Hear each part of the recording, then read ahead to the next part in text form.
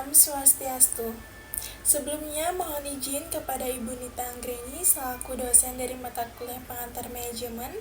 Pada video kali ini saya akan menjawab soal UAS dari mata kuliah pengantar manajemen, di mana terdapat 5 soal dan saya akan menjawab satu persatu soal tersebut. Sebelum memulai, izinkan saya untuk memperkenalkan diri terlebih dahulu. Saya Nika Detira Junentari dengan akhiran NIM 017 dari kelas manajemen pagi A. Baik, langsung saja kita ke soal yang pertama, di mana sebuah perusahaan rintisan di bidang edukasi digital berkembang sangatlah cepat. Pada awalnya, semua karyawan bekerja langsung di bawah CEO, namun kini jumlah karyawan meningkat menjadi 45 orang dan komunikasi mulai kacau. Pekerjaan sering tumpah tindih dan keputusan terlambat diambil. Di sini saya disuruh menganalisis struktur organisasi apa yang paling tepat diterapkan untuk startup tersebut dan jelaskan alasan manajerial yang mendukung pilihan saya. Untuk startup edukasi digital dengan 45 karyawan dan pertumbuhan cepat, menurut saya struktur organisasi yang paling tepat diterapkan adalah struktur fungsional, di mana dengan kemungkinan itu dapat dikembangkan bertahap ke bentuk divisional atau matriks di masa yang akan mendatang. Nah, struktur fungsional itu sebagai pilihan utama dikarenakan itu dapat membagi organisasi berdasarkan fungsi kerja utamanya. Misalkan pengembangan produk atau IT, konten, pemasaran dan penjualan, operasional, serta keuangan dan juga SDM. Alasan manajerial yang mendukung pilihan saya yang pertama itu adalah memperjelas alur komando. Nah, karyawan tidak langsung lagi ke CEO, tetapi ke kepala fungsi masing-masing, sehingga komunikasi yang terbangun itu jauh lebih terarah. Yang kedua, mengurangi tumpah tindih pekerjaan. Pembagian tugas berdasarkan keahlian itu membuat tanggung jawab tiap unit itu jauh lebih jelas. Yang ketiga, mempercepat pengambilan keputusan operasional. Keputusan rutin ini dapat diambil oleh manajer fungsi tanpa menunggu CEO. Dan yang terakhir menurut saya yaitu efisien untuk organisasi yang masih berkembang. Ini cocok untuk startup dengan produk utama yang relatif fokus seperti edukasi digital. Kesimpulan dari jawaban saya adalah struktur organisasi fungsional adalah pilihan yang paling tepat untuk startup edukasi digital, di mana itu mampu yang pertama menata komunikasi, menegaskan pembagian pekerjaan sehingga mengurangi tumpah tindih pekerjaan, meringankan beban CEO, serta meningkatkan kecepatan dan kualitas keputusan. Seiring pertumbuhan perusahaan, struktur ini dapat dikembangkan secara bertahap ke divisional atau matriks sesuai dengan kebutuhan organisasi atau sebuah perusahaan. Baik, kita masuk ke soal nomor 2, di mana UMKM produksi makanan organik menghadapi masalah tingginya tingkat keluar masuk karyawan atau turnover. Karyawan mengeluhkan tidak ada kejelasan tugas, tidak ada pelatihan, serta kurangnya komunikasi dari pemilik UMKM. Di sini saya disuruh untuk menganalisis unsur organisasi, baik dari tujuan, struktur, orang, dan teknologi mana yang belum dikelola dengan baik dan diberikanlah solusi SDM yang dapat diterapkan untuk menurunkan turnover. Masalah utama UMKM tersebut terletak pada SDM dan struktur serta didukung lemahnya pengelolaan tujuan dan teknologi. Unsur yang belum dikelola dengan baik itu kita mulai dari struktur, di mana tidak adanya pembagian tugas yang jelas sehingga karyawan merasa bingung dengan tanggung jawabnya masing-masing.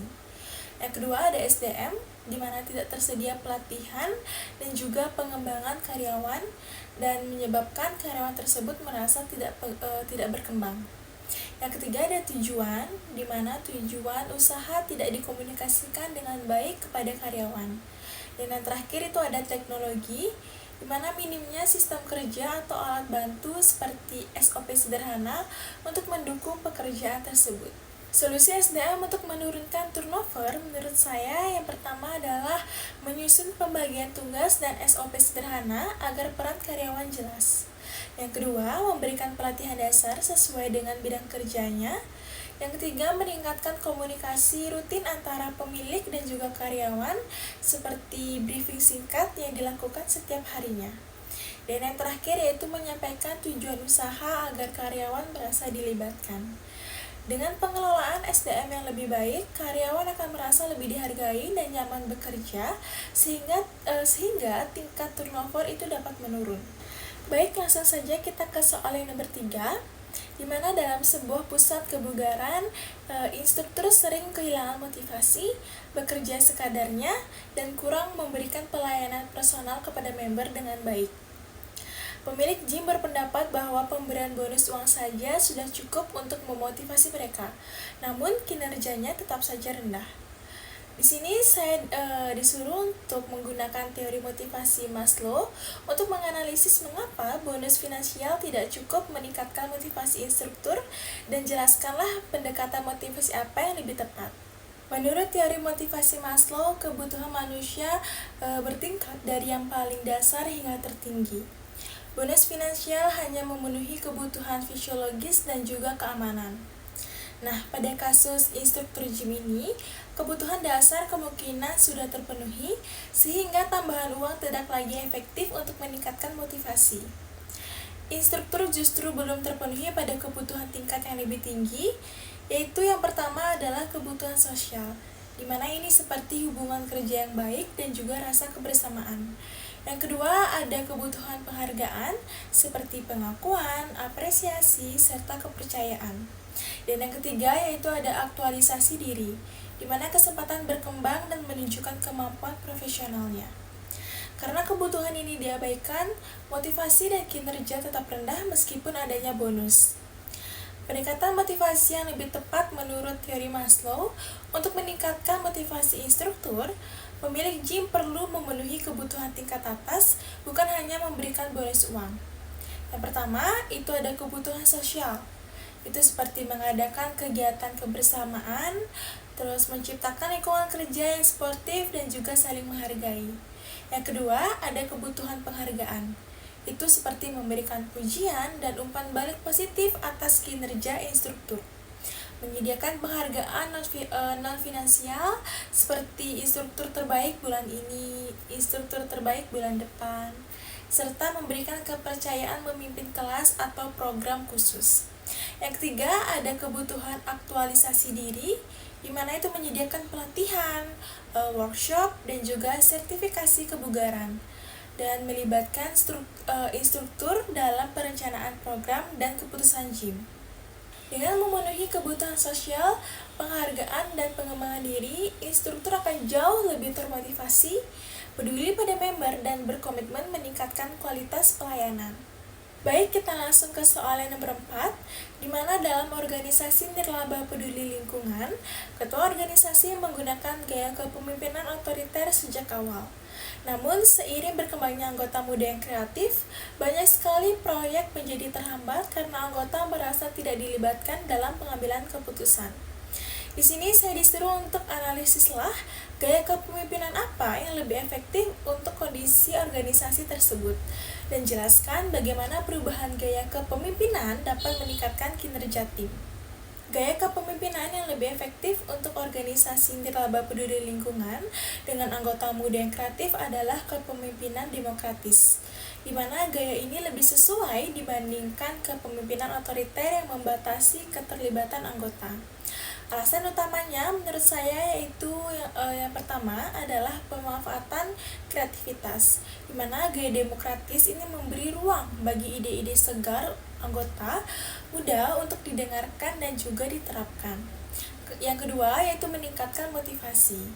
Keterlibatan dalam keputusan membuat anggota merasa dihargai dan memiliki tanggung jawab terhadap proyek.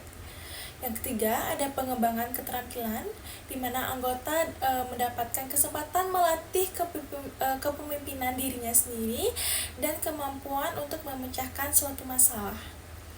Terus selanjutnya ada meningkatkan kolaborasi, di mana keputusan bersama memperkuat kerja tim dan juga memperlancar komunikasi.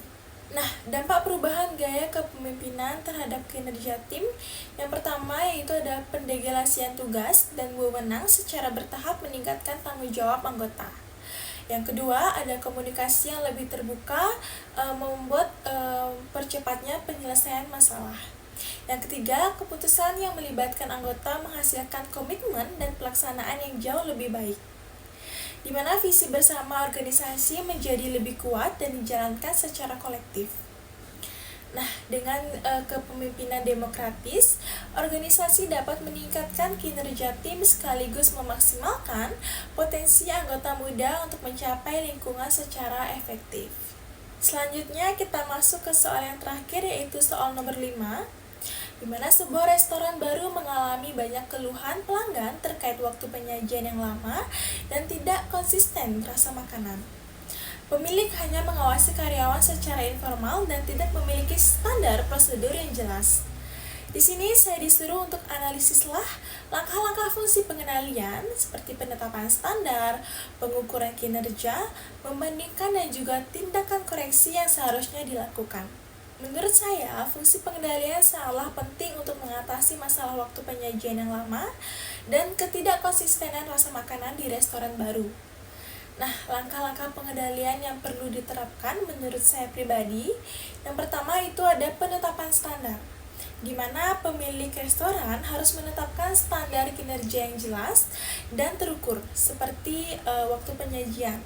Waktu penyajian makanan itu dalam waktu 3 menit, terus makanan pembuka dalam waktu 8 menit, dan hidangan utama dalam waktu 15 menit. Yang kedua adalah kualitas rasa makanan. Itu dimana kita bisa menggunakan buku resep standar dan spesifikasi bahan untuk menjaga konsistensi rasa, tampilan, dan juga suhu. Yang ketiga adalah layanan pelanggan, mulai dari standar salam, penanganan keluhan, dan juga kebersihan karyawan. Yang kedua ada pengukuran kinerja, yang dimana kinerja diukur secara objektif dengan mencatat waktu penyajian menggunakan sistem POS atau pengamatan langsung. Yang kedua ada melakukan pengecekan rasa makanan dan meninjau ulasan pelanggan secara rutin. Yang ketiga ada mengganti pengawasan informal dengan pencatatan dan checklist kerja. Yang ketiga ada membandingkan kinerja dan juga dengan standar. Hasil pengukuran dibandingkan dengan standar untuk mengetahui penyimpangan seperti keterlambatan penyajian atau keluhan rasa yang berulang. Yang keempat ada tindakan koreksi. Jika ditemukan penyimpangan, pemilik resto dapat yang pertama itu menata ulang tugas karyawan dan juga alur kerja dapur. Yang kedua ada melatih ulang staf serta menerapkan resep dan juga standar secara konsisten. Yang ketiga ada mengadakan pertemuan rutin untuk evaluasi dan komunikasi. Nah, dengan menerapkan fungsi pengendalian secara sistematis, restoran dapat meningkatkan kualitas pelayanan, konsistensi makanan, dan juga kepuasan pelanggan. Baik, sekian itulah jawaban saya dari soal ulangan akhir semester dari mata kuliah pengantar manajemen. Saya sendiri memohon maaf jika ada kata yang kurang tepat atau tidak mengenakan, dan juga sedikit kata yang berlibat. Akhir kata saya tutup dengan Parama Santi. Om Santi Santi Santi Om. Terima kasih.